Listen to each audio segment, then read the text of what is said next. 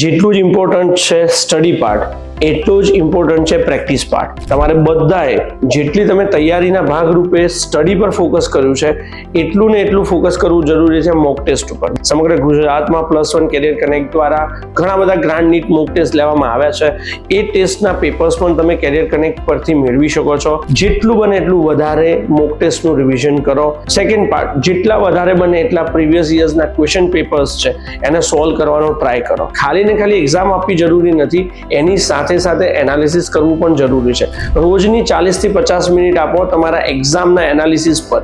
કયા ક્વેશ્ચન્સ ખોટા પડ્યા છે, કેમ પડ્યા છે, એની થિયરી શું છે, એનો કન્સેપ્ટ શું છે, એને સમજવાનો ટ્રાય કરો. જે પણ તમારા ક્વેશ્ચન્સના આન્સર્સ તમને મળી રહ્યા છે, જે તમે કરી રહ્યા છો, એમાં તમે શું તમારું ટાઈમ મેનેજમેન્ટ કરી રહ્યા છો?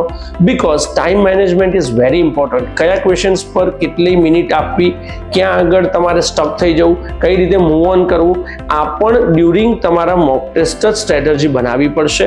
Don't demoralise yourself with the low score. કદાચ મોક ટેસ્ટની અંદર ઓછા સ્કોર આવી રહ્યા છે, it's okay, it's a time for preparation. તો મતલબ આ 4 વસ્તુઓનો ફરીથી ઉપયોગ કરો અને તમારી જે મોક ટેસ્ટની પ્રિપેરેશન છે એને સ્ટ્રેટેજાઇઝ કરો. Thank you so much.